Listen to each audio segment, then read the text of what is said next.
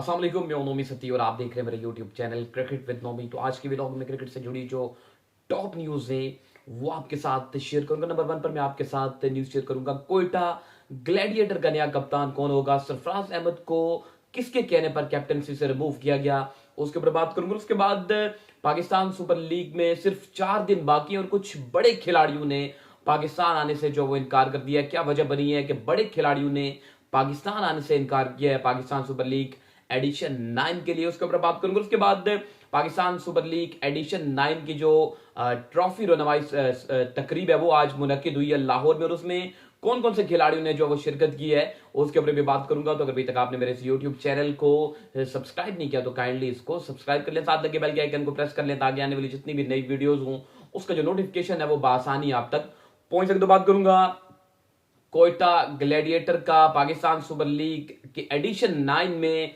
नया कप्तान कौन होगा और सरफराज अहमद को किसके कहने पर कैप्टनसी से हटाया गया कोयटा ग्लैडिएटर, क्योंकि पिछले 8 साल से कोयटा ग्लैडिएटर की जो वो कप्तानी कर रहे हैं पाकिस्तान के साबिक कप्तान सरफराज अहमद, और कोयटा ग्लैडिएटर की जो वो कप्तानी बड़े अहसन तरीके से कर रहे थे सरफराज अहमद। तो सरफराज अहमद की क्यादत में कोयटा ग्लैडिएटर की जो टीम है वो एक मरतबा चैंपियन बनने में भी कामयाब हुई पाकिस्तान सुपर लीग की। लेकिन जब से पाकिस्तान सुपर लीग जो है वो दुबई से पाकिस्तान मूव हुई है, जो कोयटा ग्लैडिएटर की परफॉर्मेंस का ग्राफ है वो दिन ब दिन नीचे जा रहा है। यकीनी तौर पर पाकिस्तान सुपर लीग एडिशन 8 में जो कोयटा ग्लैडिएटर की कारकर्दगी थी वो बहुत ज्यादा मायूस कुन थी, और उसके बाद जब पीएसएल 9 से कबल ड्राफ्ट से कबल कुछ सोचो बचार की गई कोयटा ग्लैडिएटर की मैनेजमेंट की जानिब से, कुछ बड़ी तब्दीलियां जो है वो हमें इस सीजन में देखने को मिल रही है कोयटा ग्लैडिएटर की। और सबसे बड़ी तब्दीली ये थी कि मोइन खान जो है वो कोयटा ग्लैडिएटर के हेड कोच थे, लेकिन उनको उनके ओहदे से हटाया गया और नदीम उमर की जानिब से शीन वॉटसन को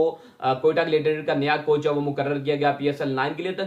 लेकिन जब कोयटा ग्लैडिएटर को as a head coach join किया था शीन वॉटसन ने, उस वक्त से ये खबरें सामने आ रही थी कि शीन वॉटसन जब कोयटा ग्लैडिएटर को कुछ जो वो नया कप्तान जो वो देना चाहते हैं। यकीनी तौर पर शीन वॉटसन जब से उन्होंने मुंसलिक हुए कोयटा ग्लैडिएटर के साथ उस वक्त से ये खबरें सामने आ रही थी। कल ये खबर सामने आई उस वक्त जब नदीम उमर ने मीडिया से गुफ्तगू की और उनका यह कहना था कि पीएसएल 9 में सरफराज अहमद जो वो रेस्ट करना चाहते हैं और उनकी जगह किसी नए कप्तान को जो वो लगाया जाएगा कोयटा ग्लैडिएटर का। तो लेकिन अब आज ये कंफर्म हो चुकी है, ये कंफर्म न्यूज आ चुकी है ऑफिशियली तौर पर। कोयटा ग्लैडिएटर ने यह अनाउंस कर दिया है कि पीएसएल 9 में कोयटा ग्लैडिएटर की कप्तानी साउथ अफ्रीका के खिलाड़ी रायली रोसो जो वो करेंगे। यकीनी तौर पर कल जो कोयटा ग्लैडिएटर के मैनेजर थे आजम खान वो कुछ और बता रहे थे, जो कोयटा ग्लैडिएटर के ओनर थे वो कुछ और बता रहे थे। तो लेकिन आज ये कंफर्म हो चुका है कि पाकिस्तान सुपर लीग एडिशन 9 में कोयटा ग्लैडिएटर की जो वो कप्तानी रॉयली रोसो करेंगे। दो नाम सामने आ रहे थे, साउथ शकील और रॉयली रोसो का, लेकिन रॉयली रोसो जो वो कप्तान मुकर्रर किए, वाइस कप्तान जो वो साउथ शकील को जो वो बनाया गया। लेकिन आप ये जरूर आगाह करना है इस व्लॉग के कमेंट बॉक्स में कि क्या ये कोयटा ग्लैडिएटर का अच्छा फैसला है सरफराज अहमद को कैप्टनसी से रिमूव करने का। आपने जरूर कमेंट बॉक्स में अपनी राय से हमें आगाह करना है, क्योंकि पाकिस्तान सुपर लीग के जितने भी एडिशन हुए अब तक 1 से लेकर 8 तक, उसमें उन तमाम एडिशंस में कोयटा ग्लैडिएटर की जो कैप्टनसी है वो सरफराज अहमद ने की है। लेकिन सरफराज अहमद की कैप्टनसी के हवाले से यकीनी तौर पर कोई जो वो दो राय नहीं हो सकती कोयटा ग्लैडिएटर की मैनेजमेंट की। लेकिन जो सरफराज अहमद की परफॉर्मेंसेस थी पीएसएल 8 में वो उस तरह की नहीं थी, लेकिन अब ये कंफर्म हो चुका है कि पीएसएल 9 में रायली रोसो जो है वो कोयटा ग्लैडिएटर के नए कप्तान होंगे। तो अब बात करूंगा पाकिस्तान सुपर लीग में सिर्फ 4 दिन बाकी हैं और आज उसकी ट्रॉफी रोनमाई तकरीब भी मुनक्किद हुई है लाहौर में। लेकिन कुछ बड़े खिलाड़ियों ने पाकिस्तान आने से इनकार कर दिया। लेकिन अगर ऐसा चलता रहेगा पाकिस्तान सुपर लीग के साथ, पहले ही ड्राफ्ट में कुछ बड़े खिलाड़ी जो वो पिक नहीं हो सके पीसीबी की, यकीनी तौर पर ये नालायकी कह सकते हैं, क्योंकि जितनी भी लीग्स हैं, चाहे वो आईपीएल है, बिग बैश लीग है या फिर बांग्लादेश प्रीमियर लीग, जैसे जैसे उनके एडिशन जब वो आगे बढ़ते हैं वैसे वैसे वहां पर खिलाड़ियों की जो तादाद है वो ज्यादा होती जाती है, टीम फ्रेंचाइज की तादाद ज्यादा होती है, बड़े खिलाड़ी जो वो आ जाते हैं फ्रेंचाइजीज में। लेकिन पाकिस्तान सुपर लीग का ये अब नोवा एडिशन आने को सिर्फ 4 दिन बाकी और बड़े खिलाड़ियों ने पाकिस्तान आने से इनकार कर दिया, जिसमें आज सबसे बड़ा धचका लगा है कराची किंग्स की टीम को। कराची किंग्स ने अपने जो मेन ड्राफ्ट हुआ था लाहौर में, वहां पर इंग्लैंड के जो ऑलराउंडर हैं क्रेग ओवरडॉन उनको पिक किया था। लेकिन आज जब पाकिस्तान सुपर लीग के आगाज में सिर्फ 4 दिन बाकी हैं तो क्रेग ओवरटॉन ने पाकिस्तान आने से इनकार कर दिया। उनका ये कहना है कि वो पाकिस्तान सुपर लीग एडिशन 9 में जो वो शिरकत नहीं करेंगे। कराची किंग की टीम को वो अवेलेबल नहीं होंगे। और कल दो बड़े दचके लगे थे मुल्तान सुल्तान की टीम को उस वक्त एक अहम लम्हात में, क्योंकि सिर्फ 4 दिन बाकी हैं, तो अब रिप्लेसमेंट लेना भी बड़ा मुश्किल हो जाएगा तमाम तर फ्रेंचाइजीज के लिए। कल रेस टॉपली ने जो वो आने से इनकार कर दिया था। इंजर्ड जरूर है, लेकिन वो कुछ मुकाबलों के लिए अवेलेबल हो सकते थे मुल्तान सुल्तान की टीम को, लेकिन जो इंग्लिश बोर्ड है उन्होंने एनओसी जारी करने से इनकार कर दिया रेस टॉपली को, इसलिए उन्होंने जो है वो माजरत कर ली मुल्तान सुल्तान से। उसके अलावा एहसानुल्लाह जो वो मुल्तान सुल्तान को अवेलेबल नहीं है एल्बो इंजरी की वजह से। उसके अलावा अगर बात करें तो कुछ खिलाड़ी जो है वो कुछ सिर्फ महदूद मैचेस के लिए अपनी अपनी फ्रेंचाइजीज को अवेलेबल होंगे। उसमें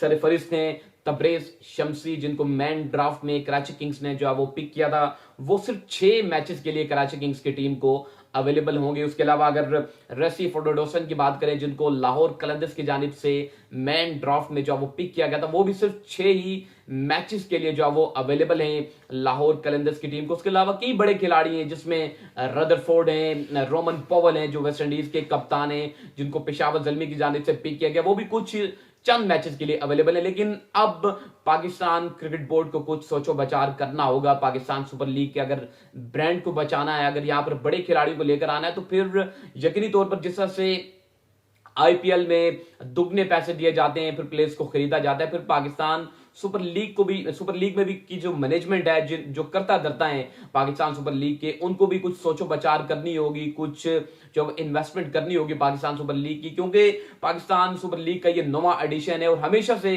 जो फैंस है वो इंतजार करते रहते हैं कि कोई बड़े खिलाड़ी आएंगे, जिस तरह से डेविड वार्नर हैं, वो तकरीबन तमाम तर फॉर्मेट से रिटायरमेंट ले चुके हैं। सिर्फ उन्होंने कुछ जो वो इवेंट्स खेलने ऑस्ट्रेलिया की जानिब से उनको लाया जा सकता था। उसके अलावा एरोन फिंच हैं जो तमाम तर्ज की क्रिकेट से रिटायरमेंट का ऐलान कर चुके हैं। जिस तरह से ट्रेंट बोल्ट है, वो सिर्फ कुछ मैचेस जो वो खेलते हैं न्यूजीलैंड की जानिब से, और बड़े इवेंट्स के लिए न्यूजीलैंड की टीम को अवेलेबल होते हैं, उनको लाया जा सकता था, उनको नहीं ला सका पाकिस्तान क्रिकेट बोर्ड। बड़े खिलाड़ी हैं इस तरह के जो इंटरनेशनल क्रिकेट से काफी ज्यादा दूर है, उनको पाकिस्तान क्रिकेट बोर्ड यकीनी तौर पर पीएसएल में ला सकता था, लेकिन पीएसएल की ये नालायकी कहें या फिर जो है वो इन्वेस्टमेंट जो है वो बहुत ज्यादा कम है, जिसकी वजह से पाकिस्तान सुपर लीग में बड़े खिलाड़ी जो वो आकर पार्टिसिपेट नहीं करते। तो अब बात करूंगा ट्रॉफी रोनामाई तकरीब जो वो आज मुनक्किद हुई लाहौर के ग्राउंड रेस कोर्स में, जहां पर आज पाकिस्तान क्रिकेट बोर्ड के जो चेयरमैन है, हाल ही में जो चेयरमैन बने 3 साल के लिए, मोहसिन नकवी, उन्होंने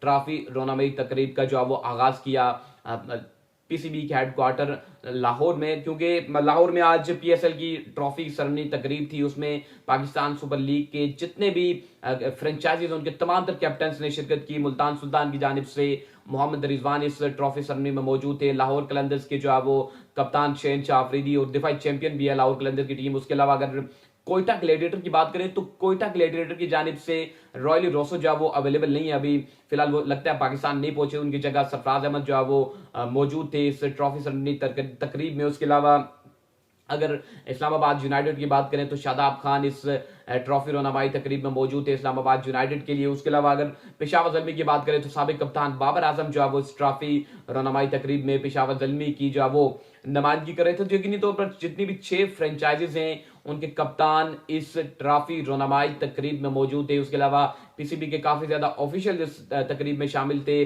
और पाकिस्तान क्रिकेट बोर्ड के जो चेयरमैन थे मोहसिन नकवी, वो भी इस तकरीब में शामिल थे।